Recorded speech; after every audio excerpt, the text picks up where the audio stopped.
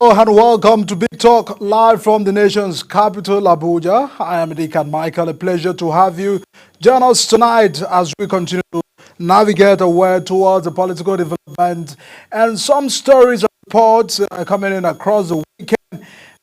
What is really trending as a political conversation for you?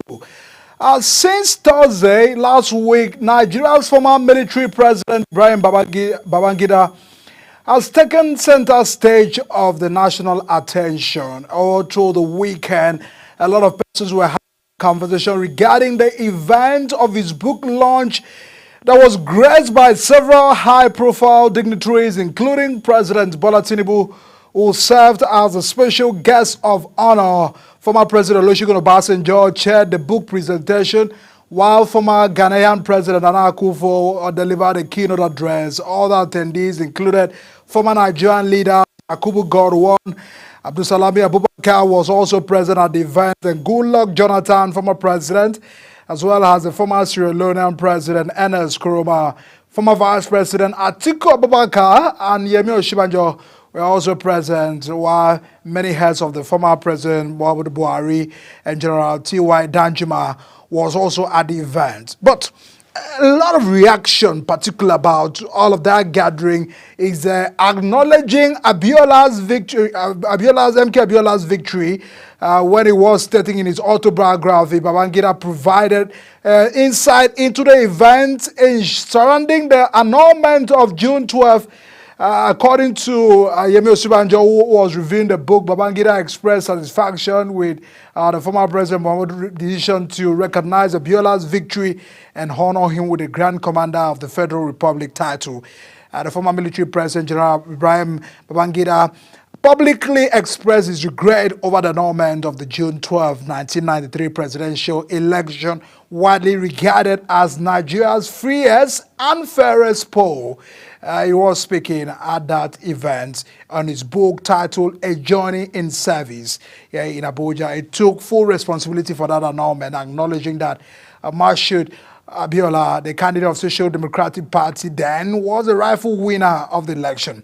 All of that has sparked a lot of reactions among Nigerians. Many have asked if he's his regret of June 12 is if it's either about taking full responsibility for the decisions taken or a tribute. A lot of persons, two-sided conversation, of course, of reactions over that matter. Over the program this week, we will try, because the program had unpacked a whole lot of reaction. First, it gave us an opportunity to reflect again over the journey of our democracy, how far we've gone as a country, and how can we get our democracy better. Would the June 12 resolution resolve all of the problems and all of the concern that they will really have about that elections? For him to say he has accepted the decisions in June 12 under his watch, the mistakes and a lot of missteps that are occurred in the quick succession plan of that election. These really are the words that came out from that event. A lot of persons also actually went into the fundraising issues. All of that tonight, and of course on the course of the program this week, we'll be looking at it on the show to know what is the message to Nigeria, and how do we also take it as a lesson for our national building. On the show tonight, we'll explore all of that book launching event, the key takeaways from it, and also the impact it's having on Nigeria's history. For about 32 years after Babangida to admit the annulment of June 12 election, what does it mean for Nigeria? To stay with us on the show, I'll be right back.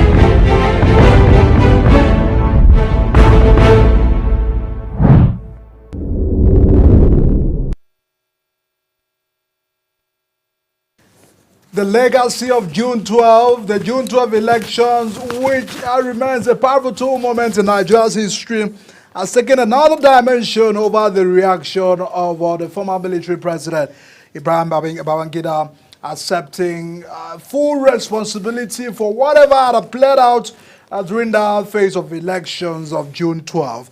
Joining us tonight to extract the event that had many heads of state gathered in a particular room, many political gladiators of this country, history shapers who were at the event gathered around a particular room. It was a beautiful thing for Nigeria, from the north to the south to the west. All of these prominent persons had gathered in the room, but some Nigerians are not really happy about that gathering over the matter. But Najib is live here on the show. He's a policy consultant to extract all of that development over these recent political development. Thanks so much for joining us on the show tonight. You were part of those who were at the event. Of course, you witnessed the gathering of some prominent, those who have shaped Nigeria's political history, former heads of state, military generals, civilian presidents, and those that have really contributed one way or the other, some will say positively, some will say negatively, to the history of Nigeria. How did you first feel about that gathering for our Nigeria before we delve into the content of that meeting? Well, thank you for having me, Michael. Thank you very much. You know, the gathering was a momentous gathering, a gathering that signified a lot for the history of this country. It was an auspicious event that was long awaited. And like General Ibrahim Badamasi Babangida wrote in the open dialogue of the book, he said, more than 3 decades have passed, and 3 decades is a very long time, and the events that were expressed in this book are events that have shaped the country in no small measure. But like you said, it is the event, how much significance does it hold for the country? It does hold, looking at the caliber of people in the hall, it tells you that, of course, it was a momentous event, and it holds a lot of promise for the country and a lot of opportunity also for healing and for the country to evaluate itself once more. I mean, what of the talking points, the striking talking points after that event? Because we've had several book launch. Many would have said it's a normal event for a former military leader like IBB to also write out his book. But what is really standing out is the fact that he came out to accept with full responsibility for what happened for the June 12. Many have said, is it trying to, was that moment also opportunity for him to remind Nigerians on that past history, or probably he would have just tendered an apology in moving forward? Do you feel that that has sparked a lot of revisiting more of our history again? Of course, the issue of June 12 will continue to linger in the history of this country because a lot of people were involved, a lot of people have, different feelings about the event in its own self. But in particular, General Ibrahim Babangida called June 12 the accident of history, by the fact that he was responsible for annulling the election, but he also took responsibility for the annulment and even went further in describing some of the details of the event and why he actually took the decision he took. And according to him, he took the decisions for the overall well-being of the country. But like you said, a lot of people will hold varying opinions about why and how the elections were annulled. All right. This has also gotten us to reflect on our Nigeria's election. They said it was a free and fair election. And oftentimes we've actually been saying how can we get our elections in Nigeria better, because if we come back to the reality, the aftermath of 2023 election, it still lingers of many Nigerians. You've actually you've went through the nooks and crannies of this country in a way of reviving the hope of Nigerians towards our electoral process. But one message is very clear, that people feel, hey, my vote doesn't count, I don't have to waste my vote, sometimes I have to sell my vote because I can never have this opportunity again to make them. How do we begin to correct all of these abnormalities for moving forward, to also strengthen our democracy, our journey to our democracy? Okay. When you're talking about the journey to democracy, let me revisit this book in proper context so that we can begin to extrapolate it in a way that we can best understand it. You know, just like Babangida expressed in his book, A Journey in Service, you know, he expressed the detailed, assignments and also engagements and work that is required to actually put a country into transition.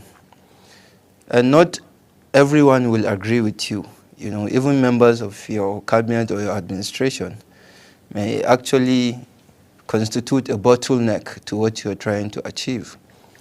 But then it tells you our story with multi-party democracy, that it is not easy to create a free, credible process that leaders will emerge. Although the June 12, 1993 election is being accepted to be the most freest and most credible in the history of the country, but the election itself was annulled. You know, it didn't come to pass.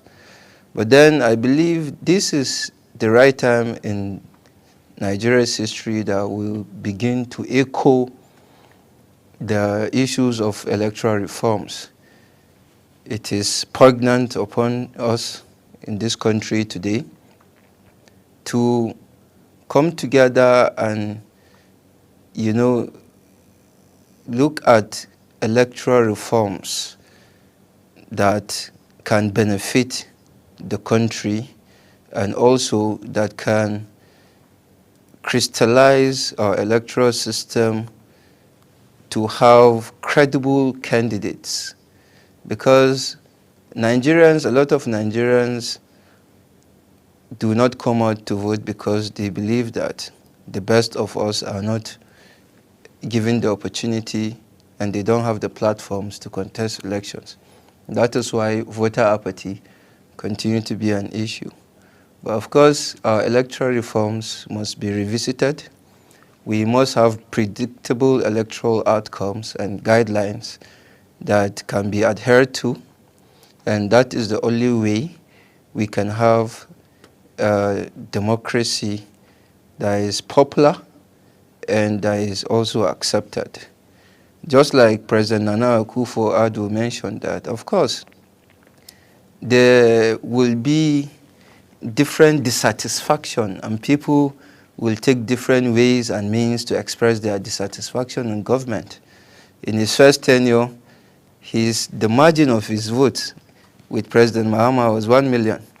But by this time he was contesting for his second term, the margin of the votes were 500,000. And by the time President Mahama contested again, now President Mahama has been able to win the elections in Ghana and taking President Nana Akufo-Addo's party out of power. That tells you the level of dissatisfaction and how they can come to play in, a multi-party democracy. And I think that speech is well placed and timely, because he is also sending a message to us here in the country, of course, that democracy will not just exist in isolation, but it will exist also with opposition. It will also exist with different kind of sentiments and different kind of opinions that must be expressed in order to make the democracy work properly. And that is why the administration of the day must be responsive enough to respond to the dissatisfaction being expressed by Nigerian citizens in a way that is best acceptable and in a manner that can drive the country to better progress. All right, let's revisit the composition of that hall. Beyond ethnic, regional sentiment, we saw people, many prominent Nigerians from the southeast, southwest, to the north, all the 6 geopolitical zones of this country had gathered at just a particular war room. Do you feel this reflects on the unity of Nigeria? Because when we see some part of the country agitating for their freedom, even some person in the south who said, yes, they are actually right to agitate for their own country. But speak about one Nigeria. Do you feel that is possible? The one Nigeria dream is really possible? I believe one Nigeria is possible. Nigeria is one big nation with all, the difficulties, the differences that are here in our democracy. But the fact remains that we have significant room to improve. We have opportunity to make the country bigger and greater again. But also, let me revisit President Nana Adanko Akufo-Addo's speech, when he was introducing President Gowon, and he introduced him as the sole survivor of the founding fathers of the ECOWAS and also the victor of the Nigerian Civil War. I was amazed when he made that introduction because President Gowon himself, at the end of the war, declared no victor, no vanquished. And that has left quite significant vestiges of the Nigerian Civil War hanging in thin air. And that's why the agitation of Biafra and IPOB and other, different groups in the Southeast continue to held sway because they believed that the war had no victor. And it was the victor of the war that actually expressed this opinion that there was no victor, no vanquish. But there was never a war in history that had no victor.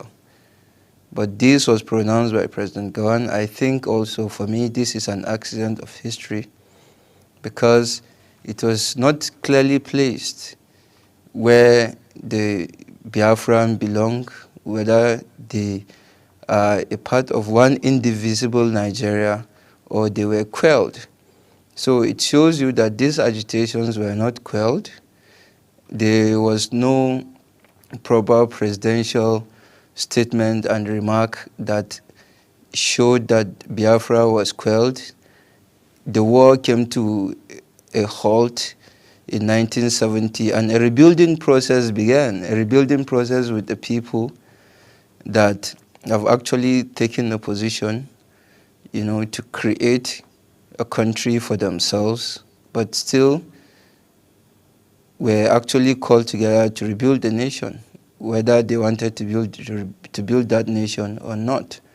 But I believe the Igbos, or the southeast part of the country, are a significant part of what Nigeria is. And they are a part of this country. There are people in the southeast who truly believe in Nigeria, but, have to be fully committed to the process of nation building, because you will agree with me that to some extent the Southeast still feel isolated, in the country because of one or two things that have continued to manifest. But I believe the journey of nation building is an ongoing one, and we must accept our limitations and bury the hatchet move forward with hope and optimism in order to build a greater and one indivisible nation. All right. Do you feel that, Babangida felt relief after doing this? Because that those are really particular about, the timing, having to do it at this time like this. And of course, because some persons have brought us some videos, he said, in an interview he had said that he will not write any book. He wouldn't want to pen down any book. But for him to do this, those that are really saying there are some factors behind his action. Do you feel from that point of view? Babangida came to the presidency of Nigeria at a time that there were quite a lot of coups and counter-coups in Africa, Asia, and as well as Latin America. But in particular, from 1960 when Nigeria got independence to around 1978 when Babangida became president, there was a consistent legitimacy problem of who should actually take the saddle to lead Nigeria. But just like he rightly pointed in his book, he said there exists a time in a nation where the country goes through a process of engineering, and that what he attempted to do was to engineer a nation that can be well understood, managed, and also developed. That he didn't attempt to rule Nigeria, and he never did. For Babangida, looking at the man, looking at his life and time in office, it tells you how much one can do to experiment ideas and also to create institutions where erstwhile none were existent, because he found himself in a situation where it was the building of the country in its own self that was readily available for him. He didn't inherit a nation where all institutions were there, and it was for him to come and actually take over the affairs of the country and continue to actually lead it. But in between, he admitted quite a number, of challenges he faced, and also the backlash, especially the structural adjustment program riots that were as a result of the IMF loans that was collected, and it actually turned the economy around negatively to some extent. But also, the same Babangida was the catalyst of creating a capital market for Nigeria where entrepreneurs were able to thrive, and he created an atmosphere for ease of doing business and also attracted foreign direct investment in no small measure for the country. And also in other areas of the economy, infrastructure and the creation of institutions like MAMSA, did tremendous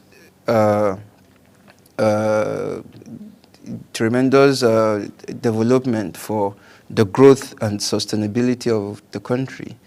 But he has, his own flaws as a human, and also he actually craved for the country, for everyone that was involved, especially actors, to look at him with a human eye and forgive his limitations. So I believe, like he said, when they set out, they were no under any illusion that the job was going to be easy, but they had in mind to build a brave new Nigeria. Of course, the lot of effort of many Nigerians, stakeholders, and the past leaders to continue to shape this country, and also looking at the annulment of the election of June 12 and the lasting impacts over the Nigeria's democratic trajectory. It was a lot of questions that have been put forward to all of these interactions. But thanks so much for joining us and sharing with us some of the insight and takeaway from that. We'll continue to track and have a lot of reactions coming from that book launch. Najib Babali is the policy consultant and a political analyst. Thanks so much for joining us tonight on the show. All right, everyone. We'll be turning our attention to Osun State. All is not well within Osun State as All Progressive Congress and local government chairmen that were previously elected are now heading towards the secretariat of the local government to claim back their position, even after election was recently conducted on Saturday and were sworn into office by the governor. A lot of counter reaction by APC and PDP. That fuse is actually a hit right now in Osun, but NLC have actually spoken, advising that all the workers from the local governments should stay away from the local government secretariat. What does this really mean for Osun State, a state that was relatively peaceful and now having to meet with a lot of a political crisis and tension? We'll be analyzing all of that after this break. Please stay with us on the show. I'll be right back.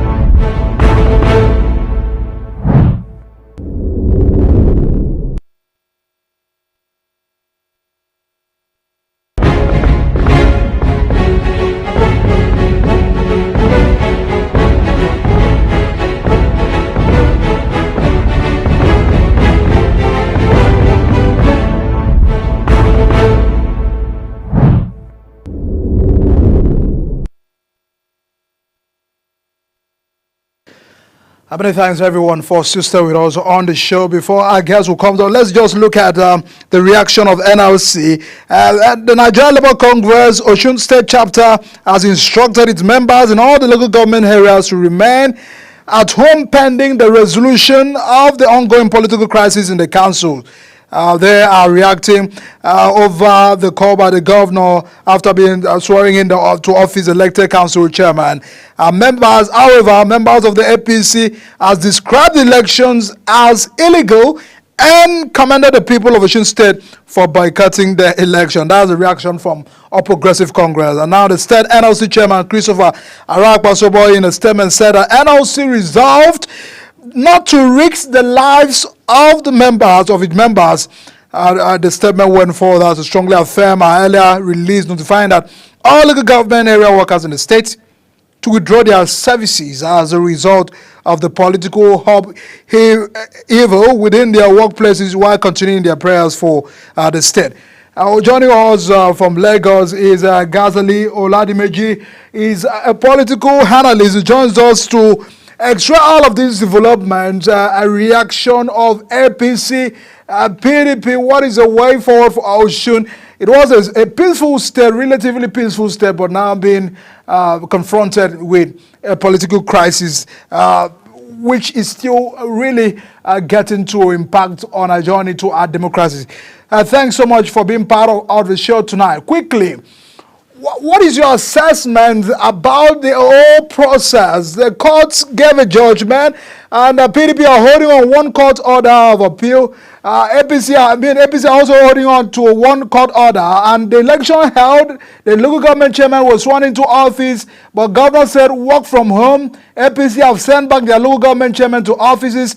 This is really posing a lot of security threat. What is your understanding about all of the matter going on in Osun State? Hey, good evening, Nigeria, and thank you for having me. It's quite unfortunate that Osun is passing through this phase, but I know it will soon be over. However, if it is about nation that is governed by law, let me say it is regrettable that we are passing through this. What is happening now, it boils down to the interpretation of judgment obtained from the Federal Appeal, Federal High Court or Federal Court of Appeal. There is a judgment recently that was given to the APC, or that the APC laid claim to, that returned the sacked local government chairman back to the various councils you have in Osun State.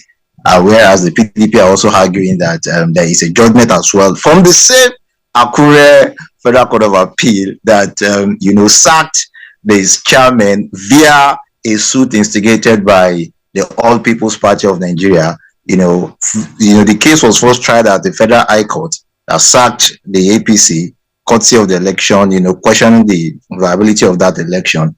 And unfortunately for the APC, it didn't follow up that case, so the case was dismissed. On that basis, the PDP are holding on to that judgment that there is vacancy at local government council and there is need for them to conduct election. So here we are, the APC are laying claim to one judgment, and the PDP is also relying on that judgment to say what they have done is also valid. Unfortunately, as we speak, here in Osun State now, you have some people from the APC going to various local government councils to resume, as local government chairman or whatever. I also have the PDP swearing in the chairman and councillors, I think yesterday, giving them the mandate that they've also started work, but they should, stay back a little for the whole thing to be resolved. Probably they should work from home. This is where we are in Osun State. I must say, this is very, very unfortunate. We expect that at this age, we should have a democracy that will speak for all. We should have a democracy that will give confidence to all. We should have a democracy that will say, well, we've gone through this in the past. Now we are now better off. But regrettably, it appears that, it's like a step forward, 2 steps backward. Do not forget what is happening now. I think something similar was happened during the Obasanjo era. It was the federal government versus then governor of Lagos State, Bola Ahmed Tinubu. Bola Ahmed Tinubu prevailed that it is not possible for the federal government to law themselves on the local government. And we are passing through similar phase. But I want to spot something very particular. I think the federal government should be very, very careful, considering, the heat up happening in some states in the country. Recently, we are just going out of River State, Kano, what happened between the incident Emir, is also gradually cooling down. Now it is Osun State. I think we should be very, very careful with interpretation of judicial positions when it comes to administrative matters. This is where we are getting it wrong. And, if we continue like this, I don't know where this will lead us to. But as far as I'm concerned, as far as I know, in Osun State today, take the political upheaval outside it, Osun has known to be a peaceful state. Osun is peaceful, and I hope it will continue to remain peaceful. All right. Ghazali, if I'm not mistaken, over 6 persons have been confirmed that over this crisis. The struggle the struggle to control the council has really turned violent from last week till now. Way of resolving these, the police had also won over the election. I don't know if you had read the statement from the police warning that, advising the government to hold on the election, or suspend rather the election. The Attorney General of the Federation also spoke. Do you feel that it's just a matter of a federal might? Some people are saying that the APC are standing and capitalizing on the fact that they are the ruling party to victimize the PDP in the state. Do you view it from that angle, or do you feel that those advice were valid, owing to the fact that 6 persons were confirmed dead as the cause of the violence and the crisis at the local government secretariat over the past 1 week? You see, let me address this issue. First, is that no political struggle worth the life of any human being. So therefore, political players, political actors should be careful with inciting violence. It's regrettable that we lost lives. These people will not come back. The families are agonized as we speak. So what is best for us to do and advocate is that people should jettison violence no matter what. So I haven't said that. I think it is laughable and again regrettable that an arbiter, or an institution that should be an arbiter, is the first now joining issue. First, the Nigerian police, the second, the Attorney General of the Federation. Now, let me take it one by one. For that of the Attorney General of the Federation, clearly, on my own side, I think the Attorney General is biased. One expects the Attorney General of the Federation to exhaust all the litigations, all the judgment before him, before coming up with final judgment. It's quite unfortunate that, the AG have started to look at one side. In this same country, we have a scenario where the same crime committed by two different people. Now you are now saying what is applicable to one is not applicable to the other. That is the position of the AGF as far as today is concerned. If you are saying APC got a judgment, what about the judgment gotten by APP? You understand? So it's quite unfortunate that the AGF didn't exhaust all judgment before him before he passed his own verdict. Though the PDP has said he only advised, and they are not obliged to, to listen to his advice. And there's another angle to it that the PDP are also clamoring for, that it is better for the AGF to keep mute on this matter, because he was directly or indirectly the legal counsel to the former governor Itola during the tribunal litigation, that it is necessary for him to be biased when it comes to issues like this. Having said that, the Nigerian police, again, we expect Nigerian police to stand on the front of restoring peace. We expect Nigerian police to be neutral when it comes to matter like this. Again, just like the AGF, Nigerian police alluded to a particular judgment given to the APC. And what we are saying is that, even if that is the judgment you are going to interpret, what happens to the other judgment? So these institutions not exhausting all the judgment before them clearly shows that they are biased. And if you come down to Osun State, if you try to conduct voice pop, most especially among the APC member, they will tell you this is all about federal might. And we keep saying, what kind of a democracy do we find ourselves? Of course, we'll know there is federal might, we know there is state might, and we know there is a local government might. But what people don't know is that if we are not careful, this is becoming cyclical revolver. It's whereby what happens 10 years ago is happening again today, and it's going to happen in 10 years' time. Then when is our democracy going to grow? So these institutions, whether the AGF, whether the Nigerian police, I'm not saying they shouldn't take a position, but their position should help in shaping our trajectory towards what everybody can be proud of, not what is visibly people can point to that these people are biased. As far as I'm concerned, the Nigerian police force, the AGF, clearly show that perhaps they have what they are working for. That's my own position as far as the whole thing is concerned. Thank you. Let me take it towards that election. I mean, it was not different that PDP captured all the local government, including the councillorship seats. Do you feel that was truly an electoral exercise that really should be worthy of emulation? Well, we are not there yet. We hope we'll be there someday. All local government election has been conducted in this country, as far as I know, has always been a one-party affair. So if it doesn't happen in the PDP state or in Osun state, it's not different from what has been happening. But for that of Osun, I think there's an argument. The argument is that the major opposition party, who actually has the weight to put members to vote, boycotted that election. So I wouldn't know if there's another party that also carries that toga of mobilizing the people, if they can challenge the might of the PDP. So if, for example, the APC were in that election and it was a win-win for the PDP, I think we might question, how possible. But since the major opposition party pulled out, to me, I don't expect less than for the PDP to carry the floor. All right, Ms. Ola, APC local government chairman, those that were reinstated by the court, has resumed office and have given a 72-hour ultimatum to the striking council, which is the workers of the local government, to return back to their posts. They made those statements in a memo.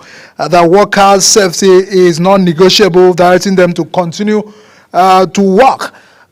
And now Governor Adeleke had advised the newly sworn-in local government chairman and councillors to work from home. Do you feel this will have an ending, an end to this war? And what does it really mean for us to have one set of local government chairmen working from the secretariat and the other persons working from home? Talk about legitimacy and how this can be resolved. Well, on the part of legitimacy, in days to come, I think things will naturally take shape. Probably the court will step in, probably there will be clear judicial interpretation of the position to go. But as far as today is concerned, the reality is that we have some people going to the council, and we have some people who have been ordered to work from home. On the council, do you feel it's right for the workers to withdraw their services from the local government secretariat? As human and considering what was witnessed just a week ago, I think it is best for workers to stay, out of the local government for now. For crying out loud, we lost 6 people in Osun State. These people are not coming back. And when politicians start their idiosyncrasy, power tussling, it can lead to anything. So for the protection of civilians, for the protection of innocent souls, it is better they stay aloof until peace, stability returns back to the administration of the local government. That's my own take. I think it is better for workers to stay out of the local government for now, pending when the whole thing is resolved amicably. This gets us to talk about the entire local government autonomy. This government, the federal government, or the government of President Bola Tinubu is really interested about the financial autonomy of the local government. And that's the reason why, through the AG, the Supreme Court gave a judgment mandating that funds will be sent directly from the federation accounts to the local government. But it looks like there's still bottleneck to how all of this can be implemented. Is it possible to have financial autonomy and not have, administrative autonomy? Talk about administrative autonomy, because we also have some persons have charge or control of the local government. It may sometimes question the autonomy by the existence. Do you see that coming entirely, expanded away from Osun State, and reflect again on all of these? I have a different reaction to this local government autonomy of a thing. To me, even the federalism we say we are practicing, as I speak, I cannot call it a federal state, and you cannot jump the process. So if you want to practice federalism, there's what we call fiscal federalism. There's what we call fiscal transparency. It's not just about the Supreme Court saying we now have local government autonomy. It's about what is enforceable. It's about what is practicable. It's about what you guys have been doing. We have a situation whereby you have unitary practice in a federal declared system. And in that kind of situation, what do you expect? If we want local government to be autonomous, we will go back to the drawing board and redesign. How do we want our nation to be run? A situation whereby he still runs to Abuja to get allocation, and you are saying autonomy. Autonomy simply tells you that each of these local governments are viable enough to sustain whatever comes to their table, with or without any external influence. And here we are, all local governments are expecting what the federal government will throw back to them, and you are saying autonomy. So these are issues. How many local government can say, my local government today, these are the mineral resources available, these are the resources that I can use to cater for the people within my local. So if we don't have this, and the court is saying that we have local government autonomy, it's just a mockery of where we are, and it all shows again that we are far from where we are going. But I know somewhere, sometime, someday, we are going to get it right. But as far as I'm concerned, the local government autonomy is just a declaration that has no effect. If anybody tells you today that the local government are now autonomous, it's just a political statement. In practice, there is no autonomy anywhere in the 36th federation of this country.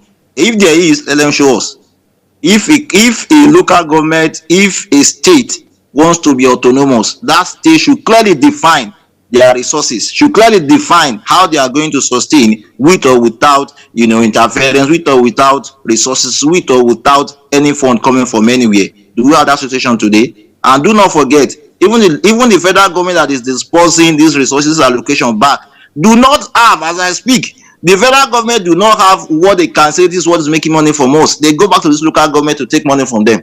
For example, in Osun State, in Elisha, for example, there is mining of gold heavily coming from that axis. And the constitution tells you that the state do not have control. The local government do not have control over the mining activities of gold because on the exclusive list. So situations like that, and you're not saying it's autonomous, I think to me it's just a mockery. I don't believe in that autonomy of a thing. If we want local government to be autonomous, we need to go back to the drawing board. We need to redefine our constitution, and we need to draft how exactly we want our nation to be run. That's my position on it. All right, just before I let you go, as one who is from Osun, would you say that under Governor Delegate things are taking shape within that state? Thank you very much. Let's see, God, out of Adeleke, it's a surprise because nobody actually expected him. Nobody actually expected much from Governor Adeleke while he was contesting and when he won. But unfortunately, or let me say, fortunately for the peace-loving people of Osun State and for those who understand what good governance is all about. I think the governor is performing excellently well. He has been able to turn the table around, surpass expectation. I mean, if you come to Osun State, visit any local government, go to any town, visibly you can see infrastructural uplift. And aside that, his policies when it comes to economy are also, inviting. So this tells you that there's a turnaround in Osun State. Well, as far as I'm concerned, I think the governor is doing remarkably well. And again, Osun, as we speak, has been adjudged to be a peaceful state. Take the political upheaval out of it. If a state is peaceful, that shows that the leaders of that state are working around the clock to make sure things work accordingly. To me, if you said I should assess Governor Ademola Adeleke, give me a pass mark. And if you come to the street of Osun State, the people will even tell you the governor has been able to do more than expected. And when it comes to comparative analysis, putting side by side the predecessor, even those that came before him, like that, people will tell you, well, within 2 years and few months, the governor has been able to surpass expectations. So the guy is doing well, and the people of this state, I think they like what he's doing. All right, thanks so much, Gazili Oladimir, a political analyst, for joining us tonight on Big Talk and X-Ray. All of these developments coming from Osun State. Yeah, thank you very much. All right, everyone. The struggle for local government autonomy, financial autonomy, or those who should be in charge of a local government took another dimension in Osun State over the weekend as the PDP governor Adeleke went on to conduct election and immediately did an inauguration. Those that said it looks like the governor had to copy the template of a governor of Rivers State, Fubara, for the immediate election and swearing in of those who were elected on a Saturday. But away from all of that is the fact that APC are still holding on to a judgment, still from another court, or mandating that they are reinstated, of course, returning back to office earlier today, which is still causing a lot of security breach within the state, and which is a matter of urgent attention by both the Nigerian police, who closely monitor the situation so as it will not escalate. Over the past week, some lives were lost at the cost of the back and forth between APC and PDP, which is still drawing a lot of concern. Again, these questions get to the autonomy, financial autonomy of the local government. Is it for good, or is it for a time where we always have state experience all of these chaos from political parties again? Does it mean that granting local government autonomy, granting financial autonomy to local government will bring more development, or lead to the loss of life, which is still not really palatable in a struggle for democracy? Everyone, this is what we'll be wrapping up tonight on the show. We'll continue to track all of the reaction coming from the IBB's book, the content of the book, the history and the journey of Nigeria, and how this is impacting on our democracy. We'll continue to look and have some excerpts called out